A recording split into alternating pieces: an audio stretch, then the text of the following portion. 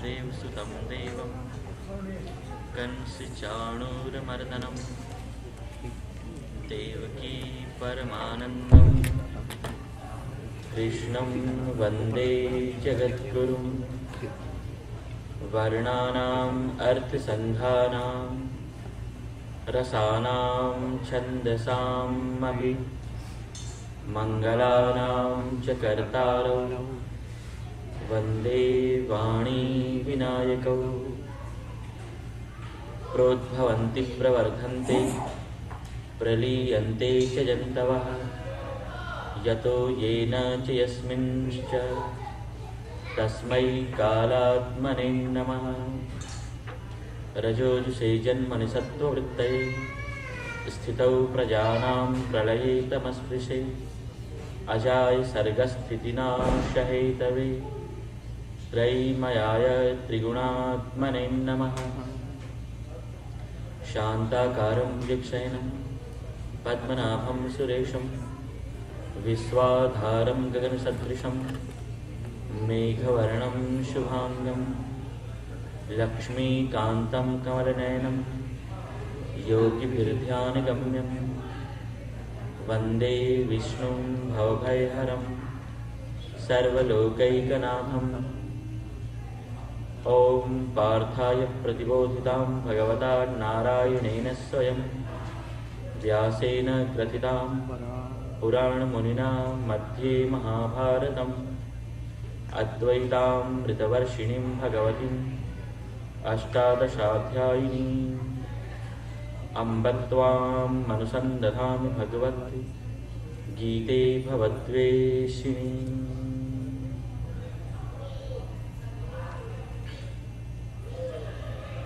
नित्य की भांति आज भी अपने मन, बुद्धि, वाणी, विचार तथा अपने जीवन को और भी अत्यधिक पवित्र बनाने के लिए पहले कुछ मंत्रों का उच्चारण करेंगे। सबसे पहले यहाँ से बोला जाएगा और उसके बाद आप सभी लोग बोलेंगे। ओम भूर्भुवस्वः तत्सवितुर्वरेण्यं भर्गो देवस्य धीमहि धियो यो नः प्रचोदयात्। ईशावास्यम् इदं सर्वं यत्किञ्च जगत्यां जगत् तेन त्यक्तेन भुञ्जीथा मा गृधः कस्य स्विद्धनं ॐ त्र्यम्बकं यजामहे सुगन्धिं पुष्टिवर्धनम् उर्वारुकमिव बन्धनान् मृत्योर्मुक्षीयमामृतात् अद्वेष्टा सर्वभूतानां मैत्रः करुण एव च निर्ममो निरहङ्कारः समदुःख सुखक्षमी सन्तुष्टः सततं योगी यतात्मा दृढनिश्चयः मय्यर्पित मनोबुद्धिः यो मद् समे प्रियः कर्मण्ये वाधिकारस्ते मा फलेषु कदाचन मा कर्मफल हेतुर्भुः माते संगोस्त्वा कर्मणि कार्पण्यदोषो कार्पण्यदोषो वहतः स्वभावः पृच्छामि त्वाम् धर्मसम्मूढचेताः यच्छ्रेयः स्यान् निश्चितं ब्रूहि तन्मे शिष्यस्तेऽहं शाधि मां त्वां प्रपन्नम् सर्वधर्मान् परित्यज्य मामेकं शरणं व्रज अहं त्वा सर्वपापेभ्यो मोक्षयिष्यामि मा शुचः ॐ विश्वानि देव सवितुर दुरितानि परशुव यद्भद्रं तन्न आसुव ॐ वंशिविभूषितकरान् नवनीरदाभात् पीताम्बराद्धरणबिम्बफलाद्धरोष्ठात् पूर्णेन्दुसुन्दरमुखात् अरविन्दनेत्रात् कृष्णात् परं किमपि तत्त्वमहं न जाने।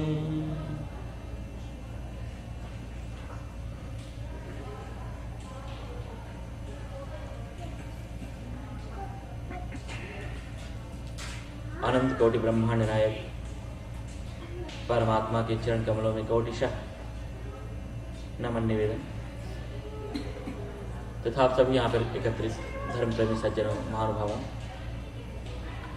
भगवान की असीम अहेतुकी अनुकंपा से हम सभी लोग विगत एक सप्ताह से यहाँ पर एकत्रित होकर के और अद्भुत इस अलौकिक विलक्षण परमात्मा के द्वारा बताए गए, कहे गए, बोले गए इस ब्रह्म विद्या के माध्यम से अपने आप को जानने का, प्रकृति को, अपने स्वभाव को, परमात्मा को पाने का एक विनम्र प्रयास कर रहे हैं।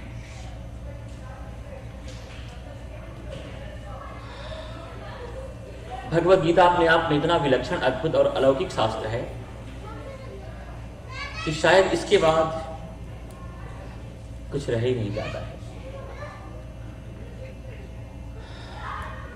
समस्त धर्म, अध्यात्म, योग, जितनी भी ज्ञान की बातें हो सकती हैं, उन सबका ये निचोड़ है। जैसे कि कोई व्यक्ति लाखों फूलों को एकत्रित करके और उनमें से उनका अर्क, रस, इत्र निकाल ले। जैसे कि मधुमक्खियां लाखों करोड़ों फूलों के पराग को एकत्रित करके और उनमें से उनका जो मधु होता है वो एकत्र कर लेती है।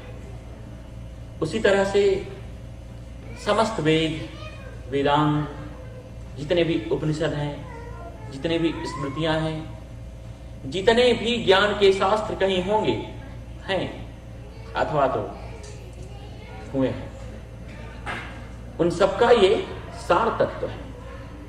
सर्वोपनिषदो गावो दोग्धा गोपाल नंदन।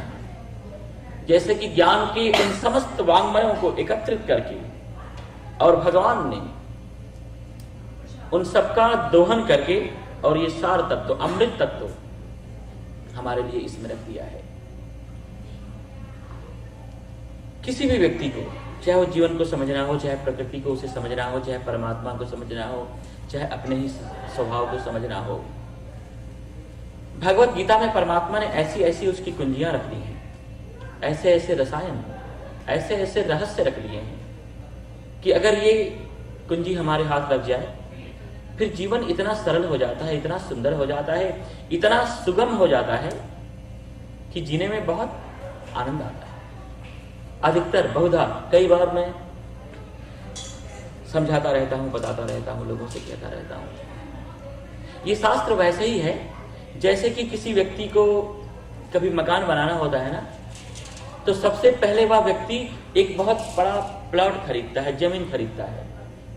लेकिन जितना बड़ा प्लॉट, जितना बड़ा जमीन का वो टुकड़ा खरीदता है, उतना बड़ा मकान नहीं बनाता। मकान जो है वो उससे छोटा बनाता है।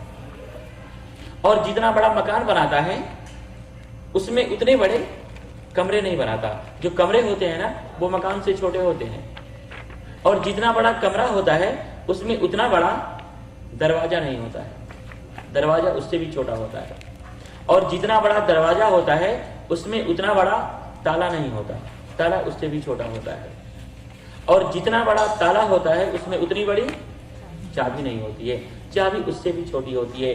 लेकिन उस मकान के अंदर उस दरवाजे के द्वारा उस कक्ष में, प्रकोष्ठ में प्रवेश उसी व्यक्ति को मिलता है जिस व्यक्ति के पास वो छोटी सी चाबी हो। तो भगवत गीता जो है वो समस्त धर्म, अध्यात्म, योग, वो सभी साधनाएं जो हमारे जीवन को पवित्र करने वाली हैं, जो हमारे जीवन के अंदर परमात्मा को प्रकट करने वाली हैं, जो हमारे जीवन को अमृत से भर देने वाली हैं, जो हमारे जीवन में से इन छाए हुए अंधकार को, अज्ञानता को दूर करके और परमात्मा के प्रकाश से, आलोक से हमारे जीवन को आलोकित करने वाली हैं, उन सभी रहस्यों का परमात्मा ने इस शास्त्र के अंदर बड़ा अद्भुत, अलौकिक और विलक्षण रूपेण वर्णन किया है। भगवान ने कहा, हे पार्थ, राज विद्या राजगुह्यम पवित्रम इदमुत्तमम। ये हम तुम्हें जो शास्त्र दे रहे हैं, ये हम जो तुम्हें ज्ञान दे रहे हैं, ये ज्ञान अति उत्तम है। हमारे पूरे के पूरे जीवन को, मन को, हमारे स्वास्थ्य को, हमारे विचारों को, हमारे अंतःकरण को, हमारे हृदय को, सर्वांग हमारे जीवन को जो है ये शास्त्र पठन मात्र करने से, इसके ऊपर विचार करें, चिंतन करें और थोड़ा थोड़ा इसको अपने जीवन में, व्यवहार में जीने की कोशिश करें, तो हमारा पूरा का पूरा जीवन उत्तम बना देता है ये शास्त्र। भगवान ने कहा, राज विद्या, हर प्रकार की विद्याओं का ये सम्राट है। क्योंकि ढेर सारी ऐसी विद्याएं हैं जिनके द्वारा आप सांसारिक किसी वस्तु की प्राप्ति कर सकते हो। जो चाहो, मन में कोई कामना पैदा हो, कोई इच्छा पैदा हो, कोई विश पैदा हो, तो ढेर सारी ऐसी भी विद्याएं हैं कि उन विद्याओं के द्वारा संसार की, जगत की, दुनियावी पदार्थों की, वस्तुओं को आप पा सकते हो। लेकिन ये विद्या ऐसी है कि इसके द्वारा दुनिया के बनाने वाले, जगत के बनाने वाले, संसार के निर्माता, अनंत कोटि ब्रह्मांड नायक परमात्मा की प्राप्ति इससे हो जाती है। तो इस विद्या के समान दुनिया में कोई विद्या ही नहीं है। भगवान ने कहा, राज विद्या, ये समस्त विद्याओं का सम्राट है, राजा है। राज विद्या राजगुह्यम, भगवान ने कहा जितनी भी सीक्रेट्स हो सकती हैं, जितनी भी रहस्यात्मक चीजें हो सकती हैं, जितनी भी गोपनीय चीजें हो सकती हैं, मतलब जितनी भी महत्व की चीजें हो सकती हैं, उन सब महत्व की वस्तुओं में ये सर्वोपरि है। भगवान ने कहा, चिंता मत करो, प्रत्यक्षावगमम, ये बहुत सरल है। और धर्म्यम, धर्म का जैसे सार तत्व तो परमात्मा ने इसके अंदर रख दिया है। सुसुखम कर्तुम अव्ययम, इसका पालन करना अत्यंत सरल है। कोई भी व्यक्ति इसके माध्यम से इसको थोड़ा सा अपने जीवन में, व्यवहार में जी करके और उस परम तत्व, ईश्वर तत्व की सहज में ही अपने जीवन में मरने से पहले प्राप्ति कर सकता है। और ईश्वर तत्व को हमारे जीवन में प्रकट कर देने वाला यह अद्भुत, विलक्षण और अलौकिक शास्त्र है। भगवान ने कहा, किसी व्यक्ति को अगर इसी जीवन में भगवान की प्राप्ति करनी हो, आभ्यंतर और बाह्य स्वास्थ्य को प्राप्त होना हो, अगर किसी व्यक्ति को शांति की तलाश हो, ज्ञान की प्यास हो, परमात्मा तत्व का साक्षात्कार करना हो, भगवान ने कहा इसके साथ जुड़ो। इतने सरल सरल परमात्मा ने साधन बताए हैं कि कोई भी साधन आपकी रुचि, आपके स्वभाव, आपके कैपेसिटी, सामर्थ्य के अनुकूल जो भी आपको पसंद आ जाए, उस एक साधन को भी अपने जीवन में थोड़ा सा जीने के साथ साथ उस सुप्रीम पावर को, परम तत्व को, परमात्मा को, अल्लाह को, गॉड को हम अपने जीवन में प्रकट कर सकते हैं। भगवान ने एक बड़ा सुंदर साधन बताया, इस मंत्र का एक बार पाठ कर लो। यत् करोसि यत् करोसि यत् करोसि यत् करोसि यदस्नासि यदस्नासि यज्जुहोसि यज्जुहोसि ददासि यत् ददासि यत् यत् तपस्यसि तपस्यसि कौन्तेय कौन्तेय तत् कुरुष्व मदर्पणम्। मदर्पणम्। भगवान ने कहा, हे पार्थ, आप अपने जीवन में जो कुछ भी कर रहे हो, भगवान ने कहा कि यत् करोसि, ये मनुष्य का जीवन मिला है, कर्म का जीवन मिला है, तो बिना कुछ किए तो गुजारा ही नहीं है। कुछ न कुछ करना तो हमें अवश्य में वो पड़ेगा ही। तो जो कुछ भी अपने जीवन में आप करो, यत् करोसि, भगवान ने कहा, हे पार्थ, यदस्नासि, जो कुछ भी आप आहार के रूप में ग्रहण कर रहे हो, जो कुछ भी आप खा रहे हो, खाने का अर्थ केवल भोजन नहीं, इन आंखों के माध्यम से जो अपने अंदर वस्तुओं को, पदार्थों को, किसी विशेषता को, अलौकिकता को, किसी सुंदरता को, किसी मधुरता को अपने भीतर उतारते जा रहे हो, जो श्रवण कर रहे हो, इंद्रियों के माध्यम से संसार जिस भी रूप के द्वारा हमारे अंदर उतर रहा है, उन हर प्रतिक्रियाओं को, यत् करोसि यदस्नासि यज्जुहोसि, जो कुछ भी तुम यहां औरों के लिए किए जा रहे हो, ददासि यत्, हमारे द्वारा जो कुछ भी औरों को प्राप्त हो रहा है, जो कुछ भी हम किसी को दे रहे हैं, भगवान ने कहा यत् तपस्यसि, जो तुम कुछ अपने जीवन में सहन कर रहे हो, तप कर रहे हो, धर्म का आचरण कर रहे हो, भगवान ने कहा इतनी ही करने की आवश्यकता है, तत् कुरुष्व मदर्पणम्। हे कौन्तेय, हे अर्जुन, उन सारी की सारी क्रियाओं को तुम मुझे समर्पित कर दो। भगवान ने कहा कि तुम जैसे भी हो, चिंता की आवश्यकता नहीं है। तमेव शरणं गच्छ सर्वभावेन भारत, जिस कंडीशन में हो, जिस हालात में हो, जिस परिस्थिति में हो, जिन मनोभावनाओं को लेकर के अपने अभ्यंतर जगत में जी रहे हो, उन समस्त अपनी मनोभावनाओं के साथ एकमात्र केवल परम तत्व की तरफ अंदर से धीरे धीरे गति करो।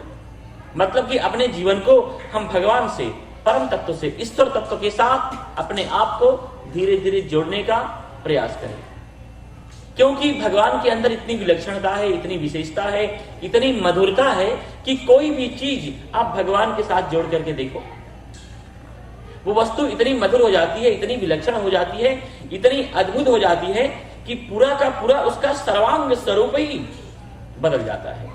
देखो, खाने के यही पदार्थ होते हैं ना, लेकिन जब हम इन्हीं खाने के पदार्थों को अगर परमात्मा को निवेदित कर देते हैं, फिर कोई व्यक्ति ऐसा नहीं कहता कि एक लड्डू लेते जाओ, या एक केला, या एक संतरा, या फिर एक पेड़ा लेते जाना, उसे हम क्या कहते हैं? प्रसाद कहते हैं।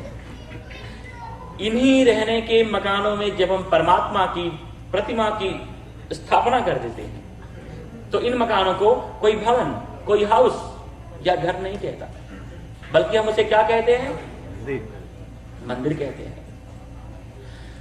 हम में से ही कोई व्यक्ति, कोई महापुरुष अपने समग्र जीवन को परमात्मा के चरणों में निवेदित कर देता है, तो उसको फिर हम उस व्यक्ति के नाम से नहीं पहचानते, बल्कि उसे हम कहते हैं महात्मा, उसे हम संत कहते हैं, उसे हम महाराज कहते हैं, उसे हम स्वामी कहते हैं। स्वामी शब्द का अर्थ ही होता है मालिक। ऐसा एक अकिंचन व्यक्ति जिसके पास कुछ नहीं है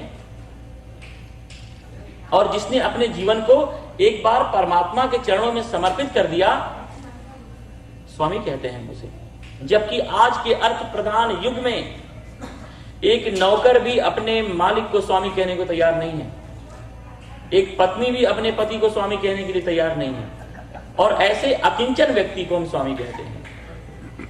क्योंकि भगवान के अंदर इतनी मधुरता है, इतनी विलक्षणता है, इतनी अलौकिकता है कि जिस तरह से पानी अगर दूध में मिल जाए ना, तो दूध अपना पूरा का पूरा स्वरूप उस जल को दे देता है, और दूध के भाव पानी की कीमत लग जाती है। तो भगवान ने कहा कि तुम जैसे भी हो, एक बार वैसे ही वहीं से बस मेरी तरफ तुम यात्रा करके और देखो। फिर तुम्हारे पूरे के पूरे सर्वांग जीवन को हम अपनी तरह बना देंगे। लेकिन अगर हमारा जीवन संसार के साथ, वस्तुओं के साथ, पदार्थों के साथ, वासनाओं के साथ, पदार्थों के साथ अगर जुड़ा रहेगा तो फिर वैसे ही हम चिंतित, बीमार, शोकमग्न, उद्विग्न और टेंशन में ही हमारा पूरा का पूरा जीवन जाने वाला है। भगवान ने कहा बहुत बार आपने संसार को नजदीक से देख लिया, भोगों को देख लिया, लोगों को देख लिया, हर प्रकार की चीजों से अब आप परिचित हो गए। अब थोड़ा सा एक बार परम तत्व को, परमात्मा को, अध्यात्म को, धर्म को, योग साधनाओं को भी आजमा करके देखो। अर्जुन ने कहा कोई व्यक्ति अगर इतनी चीजें आपके लिए करे तो फिर आप उसके लिए क्या करोगे?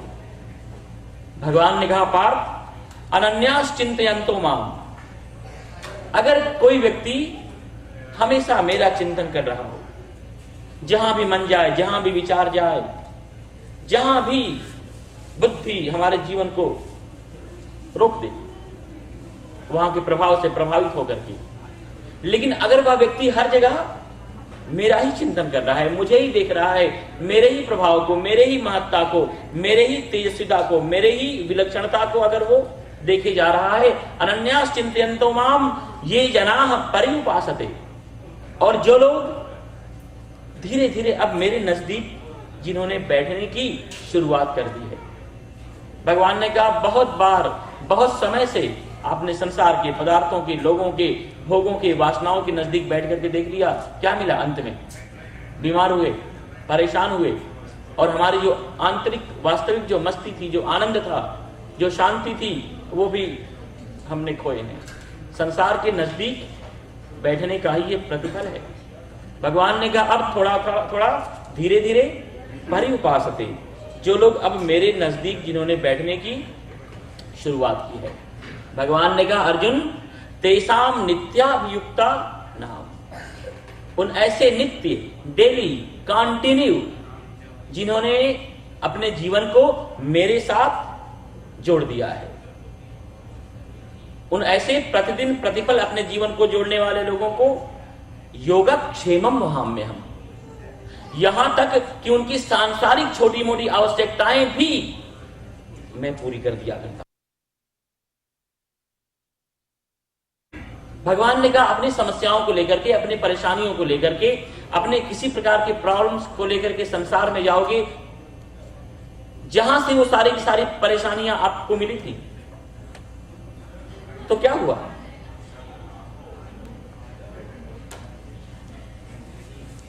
फिर बात वही की वही हो जाएगी। इसलिए अपने समस्त समस्याओं को लेकर के और एक बार अपने जीवन को मेरे साथ जोड़ो, फिर तो जो भी तुम्हारी आकांक्षाएं होंगी, जो भी तुम्हारी इच्छाएं होंगी, जो भी तुम्हारे मन में छोटी छोटी भी उठने वाली कामनाएं होंगी, उनकी पूर्ति भी मैं कर दिया करूंगा। भरोसे के साथ एक बार हमारे मन में बस परमात्मा के प्रति भरोसा हो, विश्वास हो। भगवान ने कहा कोई भी व्यक्ति प्रेम के साथ अपने जीवन को, अपने विचार को एक बार भी मेरे साथ अगर जोड़े, तो मैं तो प्रत्यक्ष प्रकट होके उसके पूरे के पूरे सर्वांग जीवन को स्वीकार करता हूं।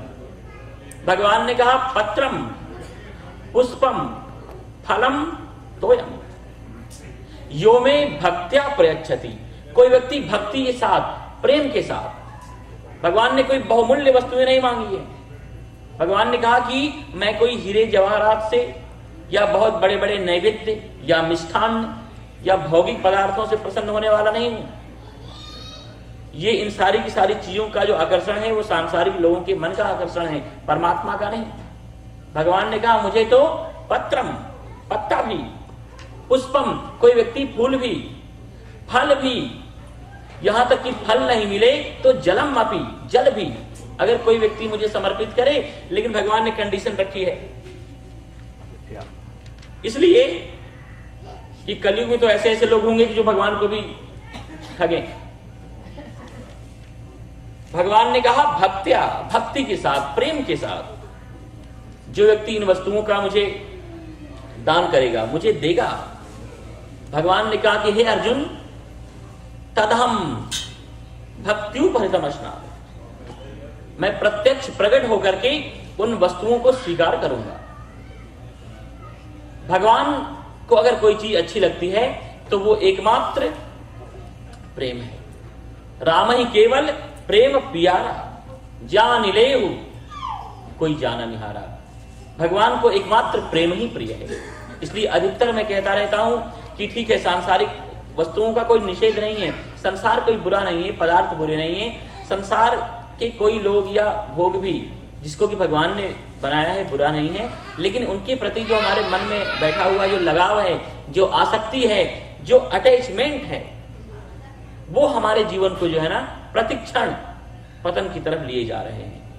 तो भगवान ने कहा कि जैसे भी हो, जिस हालत में हो, जिस परिस्थिति में हो, बस आपको केवल इतना ही करना है कि अपने जीवन को ईश्वर तत्व के साथ जोड़ो। जो कुछ भी करो इस भाव के साथ करो कि भगवान के लिए कर रहे हो।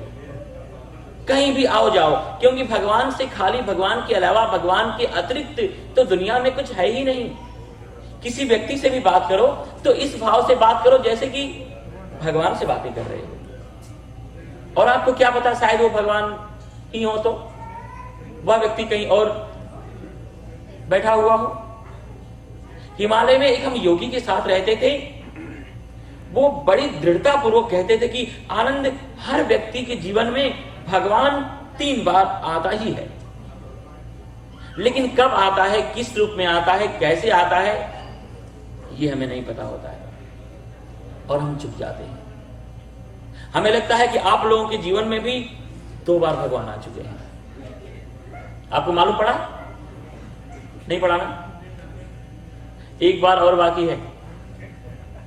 अगर ऐसे ही बेहोशी पूर्वक जीवन जीते रहे तो वो 1 बार भी हम चुक जाएंगे।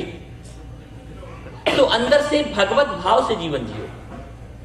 जब भगवत भाव से जीवन जियोगे ना, तो फिर भगवान चाहे किसी रूप में आए, उनको हम मिस नहीं करेंगे। जब स्नान करो तो इस मस्ती से स्नान करो जैसे कि पानी में नहीं नहा रहे हो, भगवान की करुणा ही आपको भिगोई जा रही है। गाड़ी चलाओ तो इस भाव से जैसे कि स्टीयरिंग नहीं, भगवान की कलाई ही आपने पकड़ रखी है और घुमा रहे हो।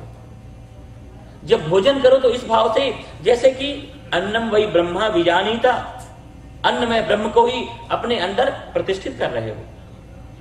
तो जब व्यक्ति कोई प्रतिपल, प्रतिदिन, हमेशा, हर क्षण परमात्मा के भाव से जीवन जीने लग जाएगा, तो फिर भगवान की प्राप्ति में बिल्कुल भी विलंब नहीं होगा।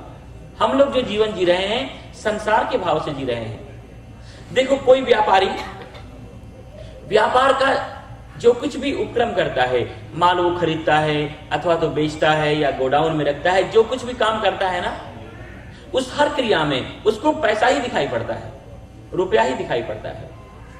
तो भगवान ने कहा ऐसे ही संसार में चाहे जो कुछ भी करो, अंततो गत्वा तो हमें भगवान ही दिखाई देना चाहिए।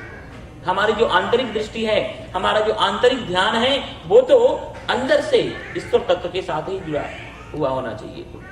जिस तरह से कि आप लोग ड्राइव भी करते हो और कोई आपके पास में बैठा होता है तो उससे बातें भी करते हो। जिस तरह से भारत में जाकर के देखो, आज भी गांव में ढेर सारी बहनें, माताएं जब जल भरने के लिए नदी पर, तालाब पर, कुएं पर, पनघट पर जाती हैं और वहां से जल लेकर के लौटती हैं, तो 3-3, 4-4, 5-5 घड़े अपने ऊपर रखी हुई होती हैं। अपने सखियों से बातें भी करती हैं, हंसी मजाक भी करती हैं, अटखेलियां भी करती हैं, फिर भी उनका एक सूक्ष्म मन जो है वो घड़े के ऊपर होता है। जिस तरह से आप लोग ड्राइविंग करते हो, हंसी मजाक करते हो, भजन सुनते हो, गीत सुनते हो, लेकिन उसके साथ ही साथ एक ध्यान जो है वो ड्राइविंग पर भी होता है। तो भगवान ने कहा संसार के कोई भी कार्य करो, कोई भी काम करो, अंदर से एक सूक्ष्म ध्यान, एक विचार की छोटी सी श्रृंखला जो है वो भगवान के साथ जोड़े रखो। क्योंकि इसी भगवान के साथ जुड़ने वाली श्रृंखला के द्वारा अंदर से भगवान के साथ हमारा जो तारतम्य, जो हमारा रिश्ता जुड़ा रहेगा, इसके द्वारा ही हमारा कल्याण, हमारा उद्धार होने वाला है। और अंत में धीरे धीरे तो जो कुछ भी करो उसके पीछे एकमात्र यही भाव रखो कि हम केवल ये भगवान के लिए कर रहे हैं। और इतने भाव मात्र से ही उस व्यक्ति के अंदर इतनी मधुरता, इतनी अलौकिकता, इतनी विलक्षणता परमात्मा भर देते हैं कि जैसे सामान्यता तो कोई चीज उसके जीवन में रह ही नहीं जाती। एक बार बादशाह अकबर ने अपने राजमहल में बहुत बड़ा संगीत का आयोजन किया।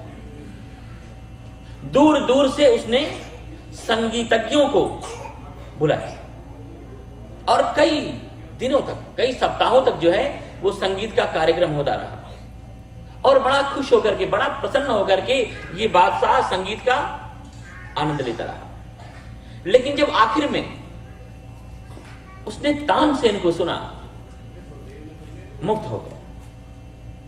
उसने कहा, तानसेन, मुझे लगता है कि अब पूरे के पूरे हिंदुस्तान में तुम्हारी तरह इतना सुंदर, इतना मधुर संगीत गाने वाला कोई नहीं है। तानसेन ने कहा कि जहां पनाह गुस्ताखी माफ, हमारे गुरु अभी भी जीवित हैं और मैंने उनके पास कुछ समय तक रह करके थोड़े कंकड़ पत्थर जरूर इकट्ठा कर लिए हैं, लेकिन मैं तो उनके सामने कुछ भी नहीं हूं। अकबर चौंक पड़ा। अकबर ने कहा, तानसेन, अगर ये बात सच है तो फिर तुम्हारे गुरु का कार्यक्रम, उनका संगीत हमारे इस दरबार में होना ही चाहिए। तानसेन ने कहा कि बस इतना ही नहीं हो सकता है। लेकिन क्यों? वो जो भी कहें, जो उनकी शर्तें हो, जो कंडीशंस हो, जो उनकी मांग हो, जो भी उनकी इच्छाएं हैं, पूरी की जाएंगी। अरे जितनी असरफियां कहें ढेर लगा दी जाएंगी, लेकिन इस दरबार में उनका कार्यक्रम होना चाहिए। तानसेन ने कहा कि नहीं हो सकता है। अगर आपको सुनना है तो आपको उनके पास जाना पड़ेगा, वो यहां नहीं आ सकते, क्योंकि अब उनके जीवन की जो भाग दौड़ है वो उससे निवृत्त हो चुके हैं, ऊपर उठ चुके हैं। और भारत का ये पहला और अंतिम बादशाह इतना संगीत का प्रेमी हुआ अकबर कि दिल्ली से चल करके वृंदावन पहुंचे। और 500-600 साल पहले का तो वृंदावन कितना अद्भुत रहा होगा, कितनी स्वच्छता, कितनी पवित्रता और कितनी दिव्यता कण कण में विराजमान रही होगी उस समय तो। और संगीत सम्राट, परमात्मा के प्रेमी महाराज पंडित हरिदास की कुटिया यमुना के तीर के ऊपर, और पूरे के पूरे संसार से निवृत्त होकर के, और उन्होंने अपना पूरा का पूरा जीवन भगवान में डुबा दिया था। तानसेन अकबर को लेकर के और उनके शरण में पहुंचा। सायंकाल का समय, यमुना बड़ी स्थिरता के साथ बह रही थी। पक्षियों का वह बड़ा अद्भुत कलरव, भगवान भास्कर अस्ताचल की तरफ जा रहे थे और पंडित हरिदास अपनी समाधि में डूबे हुए थे। जब अर्जुन तानसेन अकबर को लेकर के वहां पहुंचता है तो इतनी मुश्किल दुविधा उत्पन्न हो गई, उपस्थित हो गई कि कैसे वो कहे पंडित हरिदास थे कि भारत का बादशाह अकबर आपको सुनने के लिए यहां पर आया है, क्योंकि वहां पर फरमाइश तो नहीं हो सकती, और अकबर अगर बिना सुने भी लौट जाए तो ये भी अच्छी बात नहीं है। तो तानसेन ने जानबूझ करके एक गलत राग गाया, और जब गलत राग, बेसुरे स्वर पंडित हरिदास के कानों में पड़े तो उनकी समाधि टूटी और कहा कि हे, कौन है इतना बेसुरा गा रहा है यहां पर? पहचान गए। कहा, अरे तानसेन, तुम, इतने वर्षों तक मैंने तुम्हें इतनी मेहनत के साथ, इतने परिश्रम के साथ सिखाया है, दिल्ली जाकर के तुम इतने बेसुरे हो गए? अरे बेवकूफ मूर्ख, ये राग ऐसे नहीं है, बल्कि ऐसे है। और कह करके गाने लगे। तानसेन ने कहा, महाराज, बस मैं यही तो चाहता था कि आप गाओ। और जब संगीत की मस्ती बरसी तो इतिहास साक्षी है, तारीख गवाह है,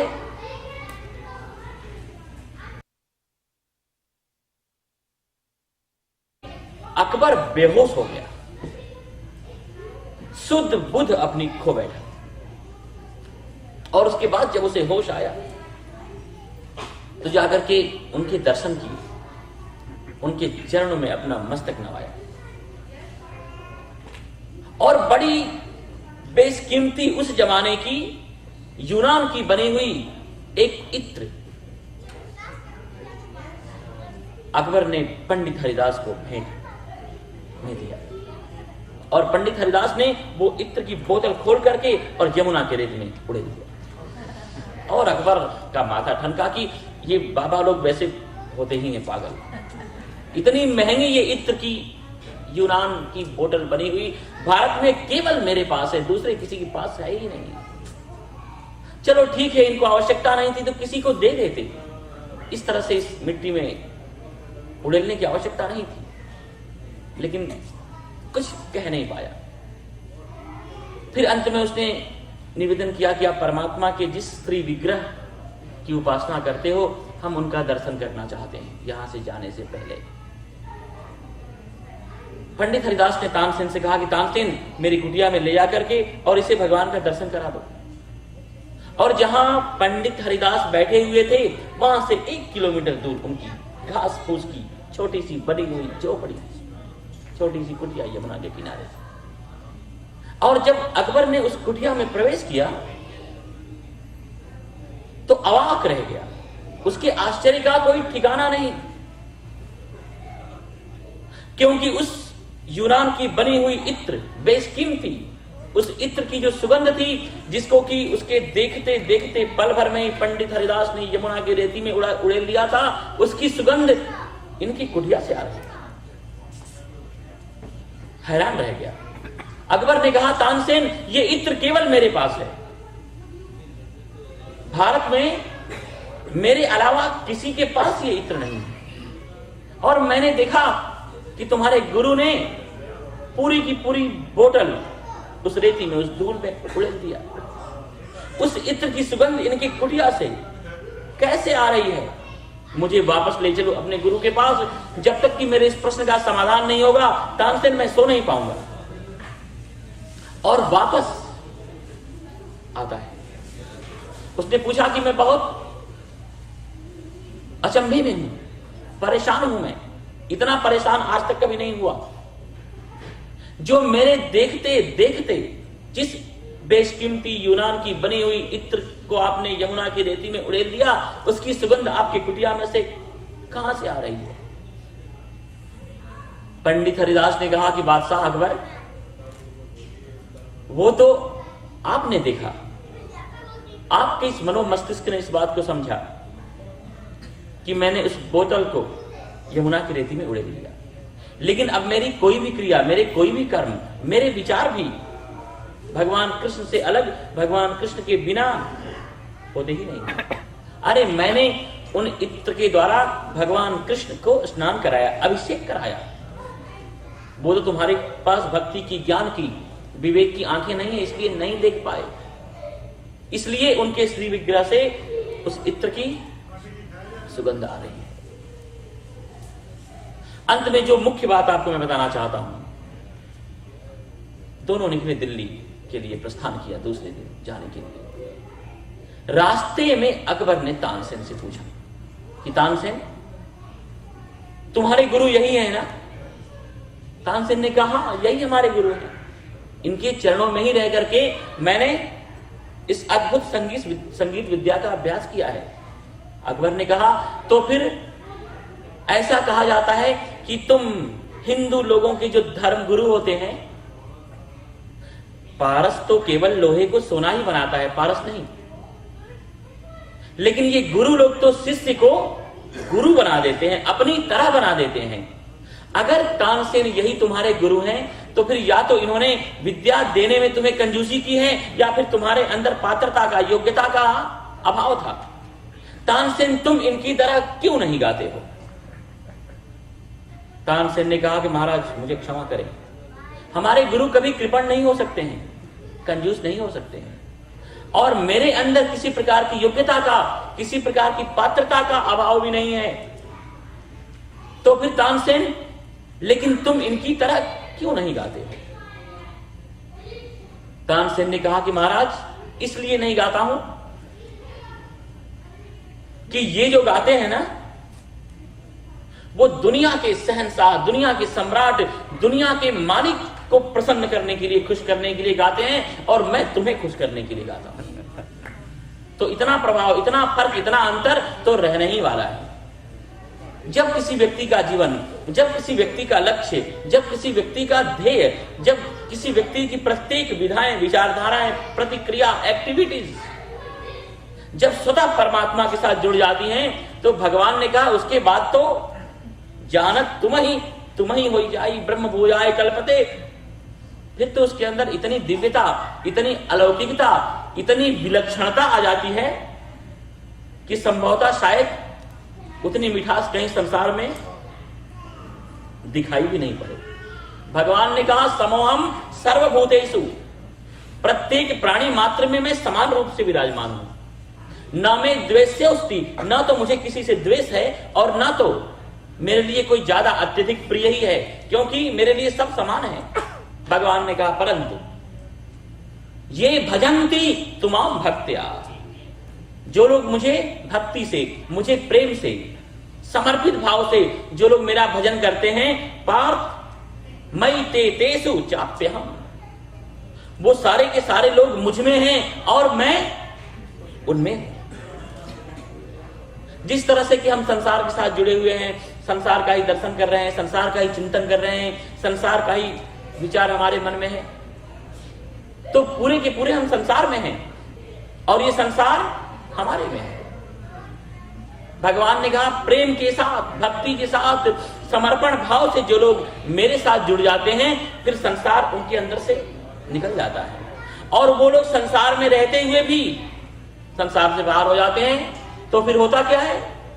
भगवान ने कहा मयि ते सुचाप्यहम्, मैं उनके अंदर आ जाता हूं, और वो सारे के सारे ऐसे भक्तगण मेरे अंदर आ जाते हैं। भगवान ने हद कर दी। भगवान ने कहा कि अपि चेत सुदुराचारो भजते माम अनन्य भाग। आज तक आपका जीवन चाहे जैसे भी बीता हो, लाख आपने जीवन में अपने पाप किया हो, आपने कुछ गलत राह ले ली हो, किसी तरह से भी, कैसे भी आपका जीवन बीता हो, भगवान ने कहा चिंता मत करो। अपि चेत सुदुराचारो, अगर कोई व्यक्ति दुराचारियों का भी हेड हो, सम्राट हो, शिरोमणि हो, लेकिन फिर भी जब से भी उसने अपने जीवन में ऐसा निश्चय कर लिया कि नहीं, अब तो भगवान के अलावा कुछ भी नहीं, तो भगवान ने कहा कि साधुरेव समंतव्य, वह व्यक्ति साधु ही मानने योग्य है, वह व्यक्ति संत ही मानने योग्य है,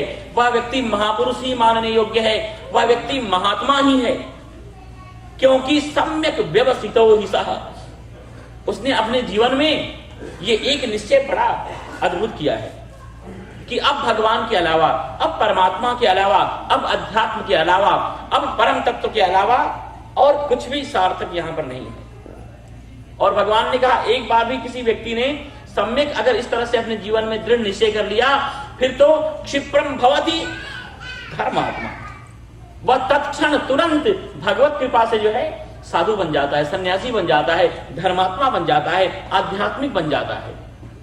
भगवान ने कहा क्षिप्रम, बस एक बार निश्चय कर लो। संसार से जो भी हमारा रिलेशन है ना, वो केवल माना हुआ रिलेशन है, केवल हमने बना लिया है। जन्म के समय जब हमारा जन्म हुआ था, उस समय हमें कुछ पता था कि ये वस्तुएं, ये पदार्थ, ये परिस्थितियां, ये लोग, ये स्थान, ये देश या प्रवेश, इनके साथ हमारा कोई रिश्ता भी है, रिलेशन भी है। हमारा नाम भी हमें पता नहीं था। और कितनी बड़ी आश्चर्य की बात है कि ये नाम भी देखो दूसरों के द्वारा दिया हुआ है। जिस नाम को हम अपना मान करके खुश हो रहे हैं, किसी ने निंदा कर दी तो अप्रसन्न हो जाते हैं, दुखी हो जाते हैं, ये नाम भी औरों का दिया हुआ है। कभी ऐसा कोई हुआ कि किसी ने जन्म लिया और कहा कि नहीं, मेरा नाम तो मैं ही निश्चित करूंगा, दूसरे लोग देते हैं। तो संसार की हर सिचुएशन, हर परिस्थितियां, हर रिश्ते नाते लोगों के द्वारा बताए हैं और हमने उनको मान लिया है।